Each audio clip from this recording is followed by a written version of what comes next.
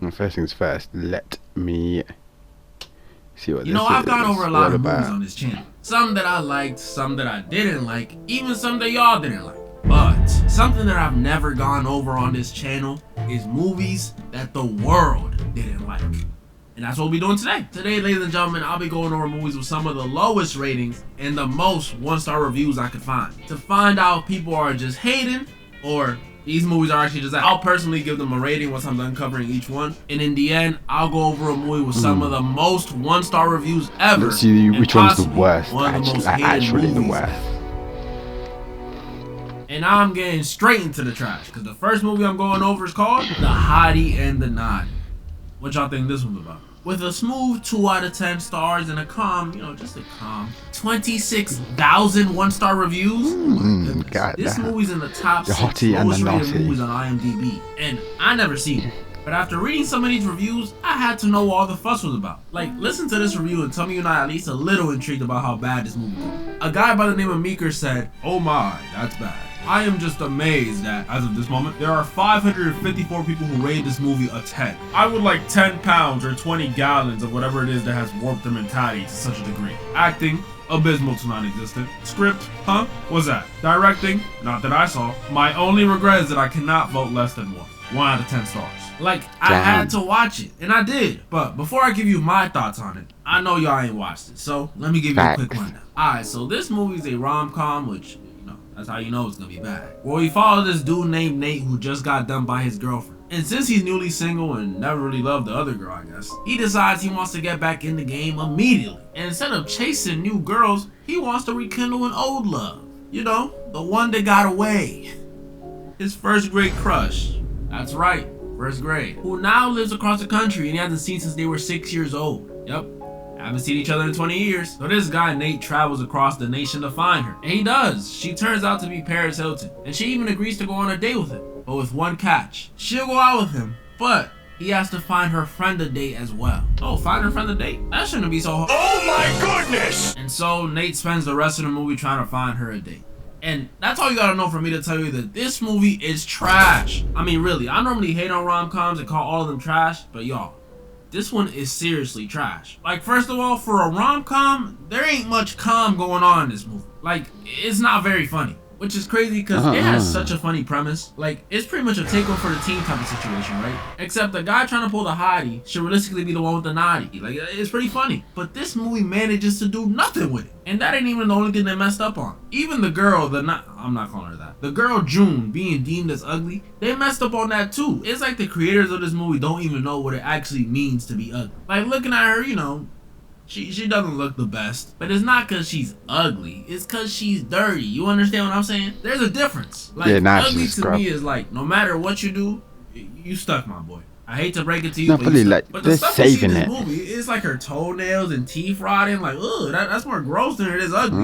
Ugly is different. Ugly is not this. Like Harvey Weinstein, that motherfucker's ugly. This girl, though, she just needs a dentist and a shower. And then the last thing I want to point out about this movie, and I want to speak on it too long because it's a comedy movie. Some veneers or it's something. ridiculous, but I got it. Bro, the fact that this dude traveled cross country for a girl that he hasn't seen since he was 6, come on, it gotta be at least a little concerning. At least a little bit. Like, last time you seen her, y'all were preschoolers, and that popped in your mind as the true love of your life? Word? But yeah, this movie is boo-boo. Even the ending, you would think it would be something like he falls for the naughty over Paris Hilton to show personality beats looks. But no, he does fall for her, but only after she gets a whole makeover and is no longer ugly to him. And it's supposed to be a happy ending? Man, this movie getting 3 out of 10 stars from me. And I'm only rating it higher because I like his Speed Racer costume. That's the only reason. But like I usually say, that was only the first movie. The next one might be even worse. The next movie I got up is titled, be ready, Shriek If You Know What I Did Last Friday the 13th. That's the title. So the title. Now, you may be looking at this movie how I was looking at it the first time I seen it. Like, Coolio. I know you from A movie with somewhere, Coolio now. you don't look right. And you'd be right. The movie you're probably thinking about is Scary Movie. But this is not that. Because this movie, just like Scary Movie, is a parody of a bunch of horror movies released in the 80s and 90s. But there's a reason you haven't heard of this one. Coming in at 4 stars out of 10, this movie is definitely not as loved as Scary Movie. But the question is, are people just hating? Is it really a 4 out of 10? Is this movie so bad that it deserves to be called the worst movie ever? Hell yeah. No, I'm kidding. Look, this movie is not good. But it it ain't the worst. It got some funny things going for it, like the killer, you know, because it's a parody of Scream. The killer never actually kills anybody. It's more like he accidentally makes them do it themselves. Like this one girl runs into a beehive and dies. Like, that's pretty funny. They also got a guy named Bonner in the movie that they always call Boner, which I know it's immature, but I find it funny. And then Coolio's in it. You know, that's cool. It's Coolio, y'all. The messed up part is these movies were made around the same time, but since it got delayed and came out after Scary Movie, some people called it a parody of Scary Movie instead of calling it a parody of the movies it was actually trying to parody. That's messed up. I was one of those people. I don't know, man. Maybe I'm just racist. But I think even if this one did come out first, people would still think this one's a parody because the Wayans brother one still would have bodied it. Like, come on, y'all. Let's be real. This one don't got Ray or Shorty or Brenda or Cindy or even Doofy. They do got that one guy from Scary Movie 3, but that ain't the Wayans, bro. That ain't the Wayans. I'm sorry. I think a 4-star rating is too low for this movie, so I'm gonna give it a 4.5. 4.5 stars out of 10 is not bad. That's not bad at all. Especially when you consider the fact that after this movie, it's all downhill from here. Because this next movie I got up might actually be the worst one I've ever covered on this channel. Oh boy. What's this? Coming in at a strong 3.3 out of 10 stars. I first heard about this movie back when it first released in 2020. Never seen that. If you don't know, this junk was everywhere for like a month. Because believe it or not, there's a lot of people, mainly women, who actually like this movie. And you'll see why in a sec. But real quick, before I get into this one, I know some of y'all watch my videos with your friends or your siblings or even your parents. And I'm flattered. I truly am. But y'all gonna have to split up for this movie. I'm serious, especially if you're watching with your parents. Please, just split up, mama, please. That was your warning. Alright, so this movie is about two people. An Italian guy by the name of Massimo and a Polish lady named Laura. And their lives are drastically different. Massimo is a cold Italian mafia boss whose father was killed right in front of him. And Laura, her life just isn't as exciting. I mean, yeah, she's a higher up in this sales company, which is pretty cool. But besides that, there's not much going on. Doesn't help either she's dating this bald freaking couch potato who never wants to do anything with her. And I mean anything. Which I'll never understand how that stuff happens. I understand if you was like in your 60s, because you know, at that point, your piece is practically paralyzed. But these dudes are like in your 30s. How do you lose love for the game that fast? But yeah, point is, Laura is clearly unsatisfied with her life and definitely unsatisfied by Caillou over here. But things were about to change for Laura, because to get at least a little thrill in her life, she decides to celebrate her 29th birthday in Italy. Ah, Italia. You know I know a little Italian myself. Grazie. Prego. Grazie. That's about it. But after she gets mad at Caillou for literally ditching her on her birthday, bro, this dude must have lied all over his resume reporter. Because ditching your lady on her birthday and pulling back up in this fit is insane. Laura goes on a late night walk to get her mind off things. In a random town in a country that she does not know. So what do you think happens? She gets kidnapped. And watching this, I thought it was Bowser who was responsible. Because Laura wakes up in a castle. And on top of that, when she goes downstairs, she sees a painting of herself hung up on the wall. Yeah, that's Bowser obsession if I've ever seen it. But when she turns around, it wasn't Bowser standing behind her. It was an Italian man. But not Mario. It was Massimo, the guy I told you about from the start. Massimo, what you doing here, my boy?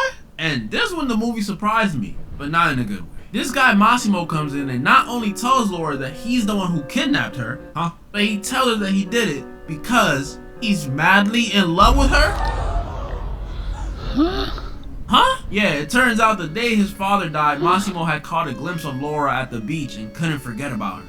Bro, your dad just died, and he spent all these years looking for her, which leads us to now, where he drugged her and kidnapped her so he can finally have her. And for as crazy as this sounds, it wasn't even done there. Because after the dude tells her how she's not getting her phone back, he tells her he's gonna give her a chance. And I watched this thinking, oh, whew, thank goodness he's gonna let her go. He tells her he's gonna give her a chance. He'll let her go, but only after she stays with him for 365 days, aka a year, to see if she falls in love with him. And you know, at this point I realized why this movie has 31,000 1-star reviews. Cause what the you telling me this dude drugged and kidnapped this girl in an attempt to swoon her? Was this game in 2020? I don't think this was game in 2020. What is wrong with this dude? I mean, really, like, just imagine this. Like, imagine this. Imagine you. I saw this. The dude, right? And you see a girl that you think looks good on the beach. You know, she looks good.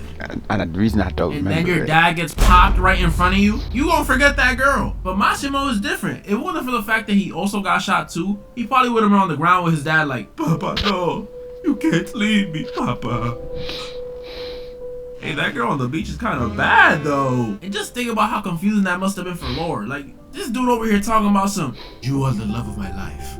Motherfucker, I don't know you. Or at least that's how I thought she'd react, but it really is true what they say. Some people will let you kill them as long as you look good. Cause tell me why, all this kidnapping and drugging stuff, this girl Laura was low-key into it. Bro, what the how is this romantic? How? Maybe I'm just not the most attractive guy, but I'm pretty sure if I tried any of the stuff this dude does, it would fail horribly. Could you imagine me trying to sneak up behind a girl the way this dude does and use one of his lines? Aren't you lost, baby? My eyes! Pepper spray straight to my face. I mean, really, it has to be a looks thing. You think if this 6'3" mafia boss was instead of 5'5" dude who worked at Kroger, this stuff would be cool or hot? No, this would be a horror movie. I know people let people they find attractive slide with stuff more often, but this is just getting out of hand. You never see me doing this. If a 10 out of 10 invited me over to her crib and she just had a painting of me in her living room, what do you think? I'm gonna just stay and be cool?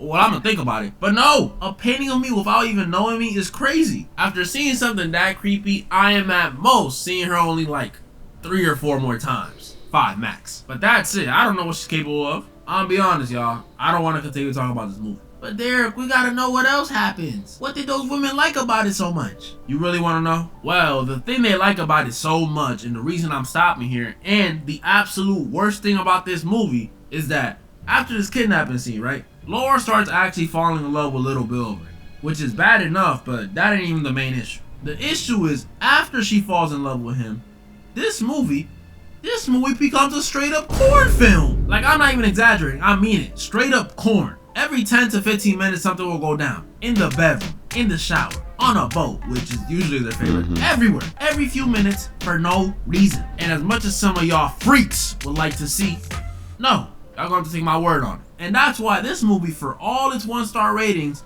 was the top movie on Netflix and ended up getting 2 sequels. 2. And the reason is simple. That's this movie crazy. is quite 2 literally sequels. a gooner movie for women. That's what it is. Like, these positive reviews will remind you that some women can be just as down bad as some men. Look at some of these. Angelica gave it an 8 out of 10 stars and says, wasn't watching for the plot. Then you got Annie who gave it 9 out of 10 stars and says, makes you feel things, winky face. And then you got the worst one, Bianca, who gave this movie a 10 out of 10 and says, I loved it. My boyfriend hated it instantly. I told him it achieved the goal of the film when I was aroused by it. Shrug emoji, smile emoji. Sequel, please. A prayer for Bianca's boyfriend. That's only a few of them too. There's some reviews in here that give you a college essay on why this movie was good goons. My female viewers could never. Right, y'all? This one ends with Massimo and Laura falling in love in under 365 days. It only took about 3 before they started fucking. And Laura may be getting assassinated by a rival mafia family while she's on the way to tell Massimo she's pregnant. Yeah, pretty messed up ending. Still getting 2 stars from me though. Might be one of the worst movies I've ever seen. But although it's one of the worst ones, I still have one more extremely low rated movie on it. Probably one of the most hated movies of the 2010s, and coming in at a whopping 3.5 stars, The Emoji. Oh, that was like 365 days where I at least saw girls falling blazing out her story. I have never seen a single person say they liked this movie. On the contrary, every time this movie is brought up, it's just straight hate. But the question is it warranted? Spoiler alert. Kinda. Alright, so if you don't know, in the Emoji movie, we follow this emoji named Gene who lives in a place called Textopolis, an emoji world inside of the phone of this middle school kid named Alex. And this emoji world is obviously full of emojis. I mean, any emoji your phone has, this world got. I'm talking the crown emoji, the shrimp emoji, the eyes emoji, every emoji, all of them. And every emoji in this world has to behave like what it is. Well, what do I mean? The laughing emoji, no matter what happens, has to always laugh. The crying emoji could win the lottery and have 2 baddies right next to him, and he still has to cry. The smirk emoji could get the most terrible news in the world. I'm sorry, son, but the cancer is now stage 4. The poop emoji, no matter what happens to him, has to always I don't know, smell like shit. My point is, the emojis gotta act like what they are. Which already brings up an issue I got with this movie. This little rule of acting like the emoji you are doesn't even apply to every emoji. It doesn't. Like, for example, the movie makes it a huge deal that our main character, Gene, is an emoji that doesn't act like he's supposed to. He's a man emoji. Y'all know the one that's like disinterested looking, the little sassy side-eye one? That's like, whatever, that one, that's the one he is. But he doesn't act like that all the time. Sometimes he'll laugh, sometimes he'll smile, sometimes he'll smirk, and the other emojis in Textopolis shame him for that. This is some BS. It's favoritism if you ask me. They'll say the emojis aren't allowed to break character, but then you got the poop emoji laughing while coming out the bathroom. Like, I'm pretty sure mine doesn't do that, does y'all's? And then the elephant emoji over here cracking jokes. Like, I know they ride tricycles, but I ain't never seen one do stand-up. It's favoritism. It's some systematic favoritism against the yellow emojis. And besides it not being applied evenly, it also just brings up so many questions. If emojis gotta act like what they are all the time, would the kissing emoji be a hoe? Constantly having to kiss up on people? What about the people emojis? What would the white or black guy emoji act like? Emoji movie? Huh? You wanna tell us? I already know the Dominican flag emoji never gonna be on time for shit. It's stupid. It's stupid. The rules of this universe just don't make sense to me. But that was only the start of my issues with this movie. Because I don't know if y'all remember, but the plot, white. Even dumber. All the problems in this movie start because the emojis failed to, get this, help this kid Alex bag his crush. I'm not joking. And you probably wondering why. Well, what happened was, when he was texting her in class and he wanted to send her the meh emoji, Gene made the wrong face. So when Alex sent it, his crush was not rocking with it. And I'm sorry, if all it takes is one misclicked emoji to mess up your chances with a girl, then just give up. The girl did not like you regardless. Unless you randomly send like the eggplant or drool emoji, that might be on you. But yeah, his crush was not rocking with him. And Alex does what I think any sensible person would do after a small texting blunder like this. Delete everything on his phone. Yup, off one texting mistake and Candy Crush glitching and randomly saying, tasty. He wants to factory reset his phone. And when I saw this, man, talk about privilege. When I was this kid's age, I had a broken Obama phone. Do y'all remember Obama phones? Those were those free phones you could get when Obama was president. I had one of those. While all my friends had iPhone 7s and the newest Samsungs, I was over here struggling to text my mom one sentence. One! And you don't even want to know how pissed I was when Flappy Bird came out. And on top of that, it was broken. And I spent seasons with this junk. And this dude about to reset his phone because he got custom emojis and Candy Crush acting up? Privilege. But yeah, that leads Gene on a journey where he has to survive, I'm not joking, Candy Crush, Just Dance, and possibly worst of all, falling for a goth girl. Oh my goodness. Also, he can fix himself so he can become meh all the time. Mind you, all of this is happening while at the same time trying to avoid being deleted by these robots and trying to stop the kid Alex from wiping his phone. Yeah, that 3.5 starting to look really accurate. When this movie originally came out in 2017, I ain't watch it. And looking back on it now, thank goodness. If I would have seen something this bad back then, I'm not even joking, that might have thrown me into a depression. That was peak sad Bart Simpson edit era. I couldn't risk that. I'll say this though, only thing maybe saving this movie maybe is its message. But even then, I don't think I even agree with it. From what I've gathered, the message in this movie is supposed to be, you know, the usual don't change for anyone. Just because you're different or a standout like Gene doesn't mean you should conform to society's rules and become bland. Which is nice and all, but again, this is some bullshit. Yes, I believe you shouldn't change for anyone, but if you being different leads to the real life equivalent of the end of the world, then just conform, bro. Be bland. Keep them emoji faces to yourself. This is our lives on the line we're talking about. This one ends with Gene embracing being different and who he is after having a heart-to-heart with his father, who can also express himself in different ways, I guess. And then right before they get deleted, he helps Alex bag his crush, saving them all. Because it turns out, you don't need to give a girl compliments or gifts or any of that junk to woo her over. You ain't gotta say anything at all. Just send her a cool emoji, that'll do it. But just because I think this movie's rating is deserved does not mean I think this is the worst one of the video. That title was going to 365 days. Because yeah, with the Emoji Movie, most of the jokes weren't funny, the world kind of doesn't make sense, and they had a dance party at the end, like, oh my goodness. At least it's watchable. Like, I can play this in the background while I'm doing something and not care. 365 days though, I can't watch that. So nothing's topping 365 days. No pun intended. That's pretty much all the movies I wanted to go over this time. I'm sorry this took so long. Y'all know how life is.